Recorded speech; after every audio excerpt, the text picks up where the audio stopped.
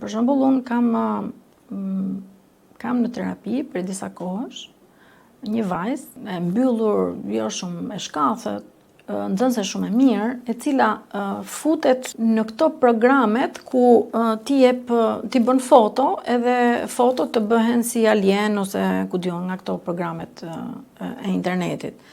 Dhe pa pritur, ajo kupton që ky lloj programi ishte program dating.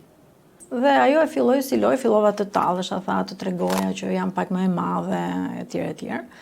Dhe pa pritur, bie në kontakt me një person i cili i ofron dashuri, i ofron siguri, dhe ndërkohë dhe dhunë verbale, sepse ishte virtuale, dhe rastësisht ëma, pa pritur kontrollon celularin dhe gjen një komunikim i cili nuk ishte fshirë, dhe këtu fillon edhe i gjithë kalvari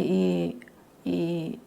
ndërprerjes komunikimeve dhe patjetër sigurisht pastaj kanë shkuar në sigurinë kibernetike dhe kanë referuar, por që po punojmë shumë me simptomatikën e ankthit.